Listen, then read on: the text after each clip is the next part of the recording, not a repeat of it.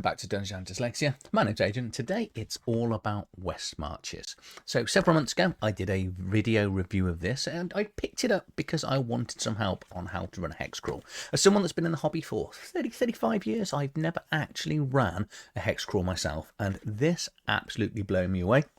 As well as everyone I know that's bought this. On TTRPG, it's gone through platinum, which means it's sold 1,000 copies in about 6 months, which is bloody phenomenal.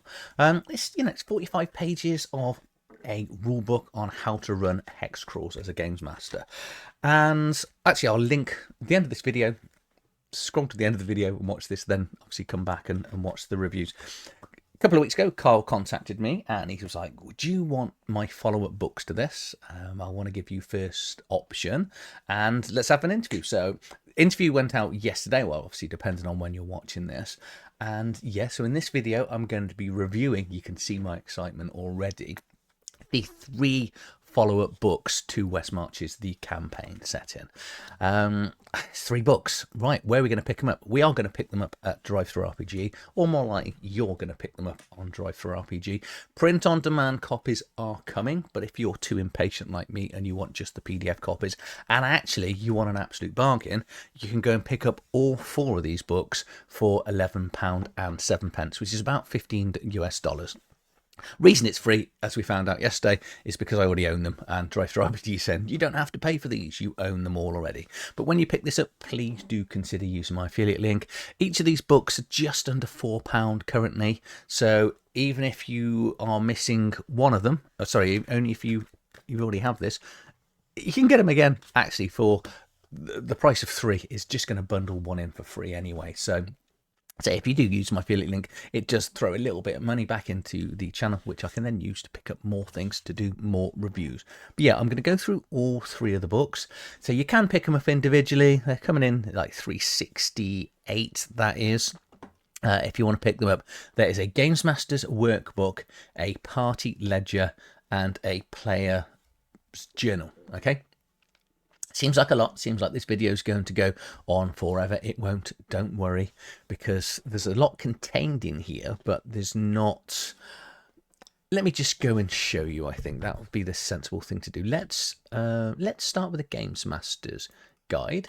So all 3, as we'll see, when I say the quartet, they will become pretty much the same cover. It's just a different color. Okay, so got the Games Master's Workbook. This comes in at 57 pages, and this is, you're only going to need one of these. This is for your Games Master.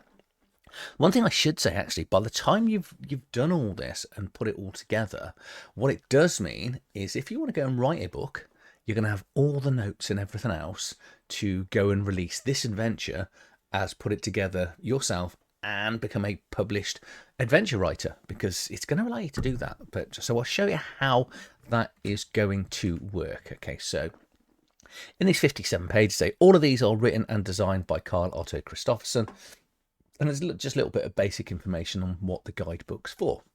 But I'm going to tell you, this is for Games Master. This is a place to put down your campaign overview, the player roster, so the players in the game. It's all hyperlinked as well. The home base, so they're settled. So in these adventures, the home or the city where the players start and begin is always a safe space.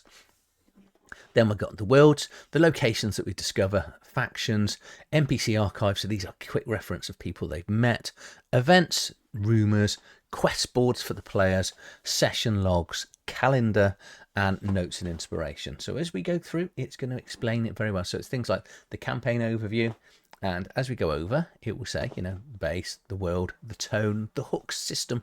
All this is a fillable PDF, so you'll be able to delete stuff out there, add things to it, and make it an actual living document. If, like me, you want print on demand, you will be able to print these off as well. And obviously, once you've got one, you can keep reprinting it, either again through DriveThruRPG or even at home if you've got a printer to do additional pages. But I think you can easily use this as a Games Master for any adventure. It doesn't have to, because it's system agnostic. Even if you're running a space sci-fi, I love the idea of actually, for once, taking down effective notes as a Games Master, and this is going to allow me to do it. It's going to allow me to put all the players in, the rosters, the classes. It's going to give me a quick reference guide to what the players do. As a games master, I'm always forgetting sometimes players' names, but more importantly, what does that player do? And there's 12 in here, so as you kill a few, you've got space to add more.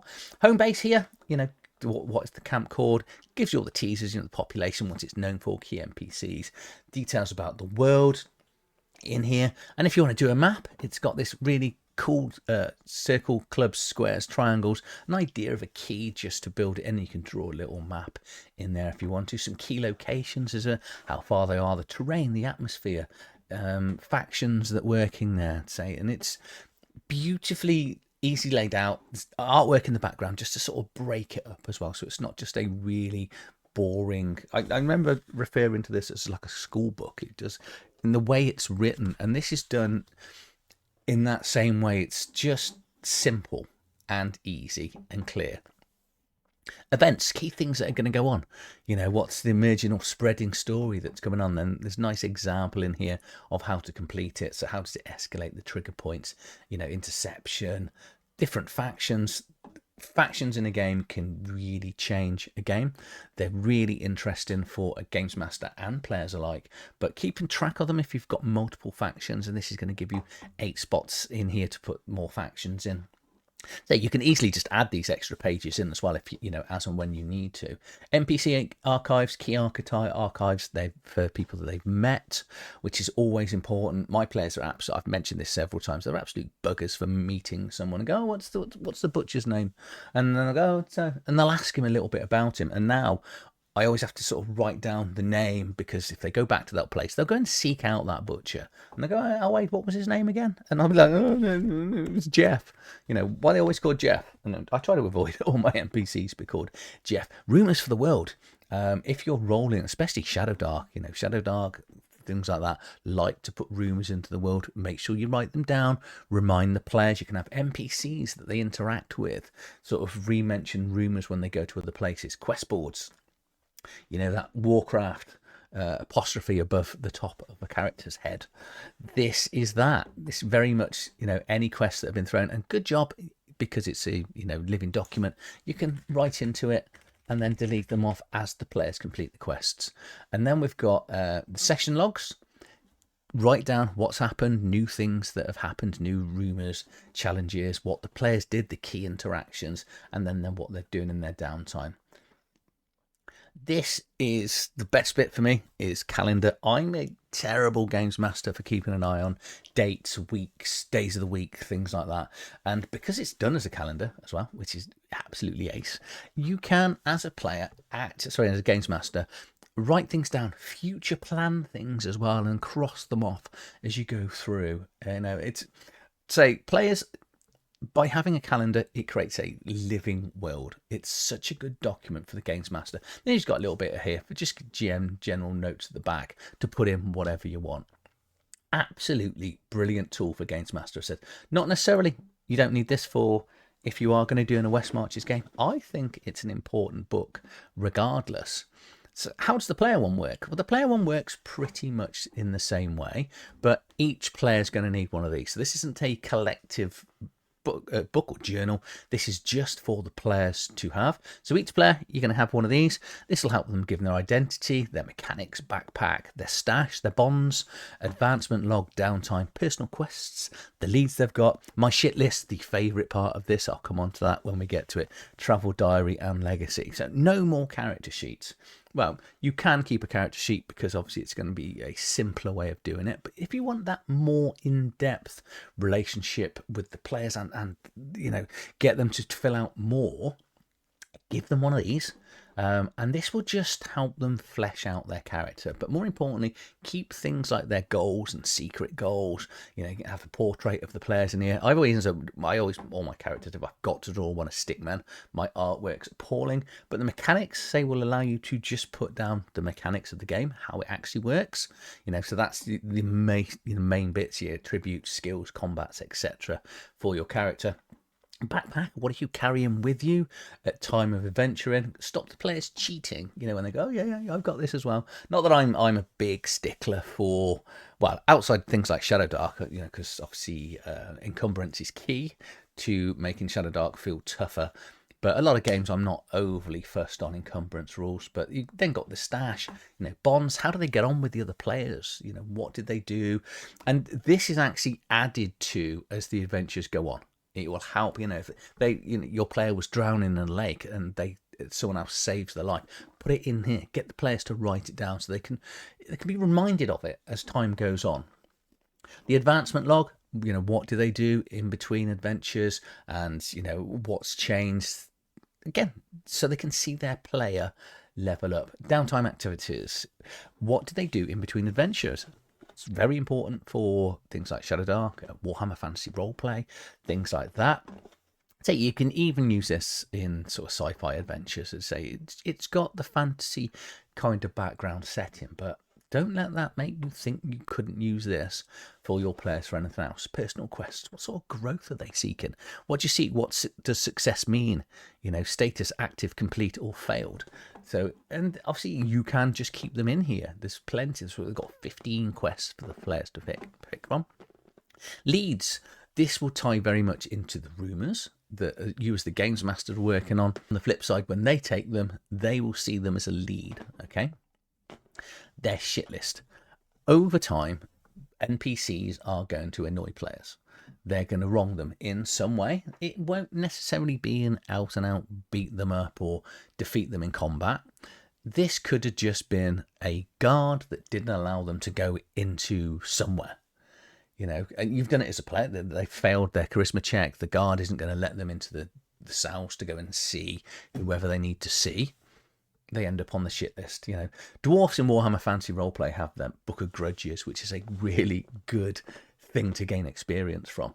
This, get the players to do this and, encourage them to write these people down. And then we've got a travel diary, places where they've gone, the routes they've taken, what they've seen there, and some notes. And then legacy. So every story ends, but every hero leaves something behind.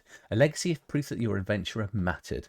They may live the memories of the companions, the names of landmarks, etc. So it's things that they've done and things they've interacted with. And big, this might be, these big adventures when you get to the conclusion, get them to write them down, or, times when players have lost who they mourned for. It will just make the adventure or the campaign itself, again, feel a lot more real. Finally, we then get the party ledger. So this is between all the players in the party. Make someone responsible for this, or you could just rotate it each week or at the end of each session and you want the players to fill this in together at the end of the session. This is 49 pages, and this is going to get through, you'll name the party roster, any hirelings, if you're doing old school things, even old school essentials, things like that, or first or second edition D&D, hirelings were quite an important part of adventuring. Then you've got the hub, which is the place they call home. So you can see how some of these books will sort of match into each other, because the Games Master's Guide will talk about their home. This has got the hub. So they should be very similar, but as a Games Master, it's going to be interesting to see their perspective on how they write things down. Treasury, the amount of wealth and things they've gained, the quests, allies, rivals, session logs, achievements, graveyard, which is again, don't let death be fear. Okay, we'll talk about that when we get onto it, and this is why this graveyard is very important. Then any sort of maps or sketches. So initially, we're going to get the party, and give a party name, and you can have a crest in here and a motto. This I might not sort of get them to do on the first session. I kind of think naming a party is something that comes out naturally over time. It's like giving yourself a nickname. Nobody should give themselves a nickname. So a party probably shouldn't name themselves. It will probably come from key interactions from NPCs or things the players do as a group. So you've then got the roster, plenty of spaces in here for character death, which obviously links into the graveyard at the back. Hirelings, they might need to hire people. And you give them name, roles, loyalty, cost per day, etc. in here. The hub, their safe space. One of the big things West Marches talks about the campaign setting, I've said it several times in this video, is the place where they're safest, is they call home. Okay, so this is the place they can always come back to, or should end every session. A place to write down the treasure. But this isn't just cash or obligations or artifacts. This is things like property. They may start investing in businesses as time goes on. They might get the deeds to a gold mine, which, I think games like Forbidden Lands and stuff will benefit from things like this as well. Allies, people that they've made contact with. So not your shit list. These are the people that are helpful. And, it talks about their factions, their wants, their offers, what you can do. So as you find something in an area, you can think, actually, the guy from this faction, that's what they wanted. And because when you're doing a big campaign, it's bad enough as a games master to try and remember things in between each week, but we tend to focus on it more. Players, unless they make notes, they're not going to remember lots of stuff that goes on. So obviously you've got the people that help you and the people that are going to hinder you, their rivals. And this might be rival adventurers or just people that don't like them in the world. Session logs. So at the end of the session, get them to write down what happened, who attended, the routes they took, the events that happened, treasure they picked up, any NPCs, things like that, how many days have passed, and that'll help you then with the calendar as well. What did they achieve? And what is their biggest and best achievement? This is like, we get things like, I don't know if they still do it in computer games. I know Grand Theft Auto used to, I don't know. I know 5 did, but this will be like people killed, how far you've travelled in cars, things like this. This is going to be an ongoing list of achievements that the players have done. And then sadly, part 11 here is the graveyard characters, who met and played them. How did they meet their end, their legacy? Because in a ongoing campaign, when a character dies, it should not be the end. It should be, obviously you don't rejoice in it, but have new party members come to try and find the died adventurers. Name specific places after them, so make it actually feel like a real world, and refer to them. You can have NPCs talk about the deceased characters, when they're with the new party. Oh yeah, I know Jethro, I remember him, and talk about him. And then the party will go, sadly he's not with us anymore. It just, again, gives that feel of a living world. And then any sort of maps and sketches there at the back. So those are the new books that I expect you've probably bought already. You're probably going, do you know what, I'm going to want to get all these, and you should. They are absolutely brilliant. Obviously the player one, you're going to need multiple copies of that, one for each of your players. But as I was saying in my videos, I think now I've got these, I think I'm going to be setting this up, whether it's a Western Marches campaign, a hex-crawl campaign, it's irrelevant to me. I think I'm now looking at my Horde Wars Advanced game that's just been a mass spreading game of them going out and discovering stuff, and it would have really benefited from these. But what it does mean, because people have asked me on my small time on this channel, would I consider writing stuff and books? Yes, I'd love to. But what I'm not very good at is remembering everything that went on in sessions. We're all writers. We're all creators. If you're a games master, you know how to write a book. What you don't know is how to put it down. So by getting all your players to fill in all of these, whether you're doing a West Marches or not, it means at the end of the adventure, you can pull it all together, write it all down, upload it to TTRPG as an adventure, and then people can buy it, and then you can make additional money. And then these books that you've bought become free because they pay for themselves. But as a bonding experience, we've all been in campaigns and we talk about things that have happened over the last 20, 30 years when you're playing sessions, and we all pull on some of it. But by actually writing it all down and doing it together as a games master and the players, I think that it's going to make it, this hobby, this is already wonderful, I think it's going to make it even more special. And what's that, $15 for all 4? Even if you're buying the campaign setting again, that's fine. If you aren't, and you're picking up these up while they're on offer, grab them now. They are absolutely must buys for me. There are certain things I talk about on the channel. If you're going to buy this, this is a when and a must. I think you must go and collect these. And obviously, if you do pick them up, please do consider using my affiliate link. It really does help my channel grow. Allows me to buy more things to put back into the channel. But Carl, this was amazing. These other three are amazing. I can't think of anything you're missing. And you know, shit list, calendars, graveyards. They're all wonderfully written with wonderful titles. It's all hyperlinked. It's really quick. And if you aren't a physical person and you don't want them, you're never going to need more of these, because you can just sort of add, delete, and use it as a file and keep it within your computer. But I'm just going to leave it there. I don't need to say any more. Go and buy it. Thank you for watching, and I'll see you on the next video. Cheers.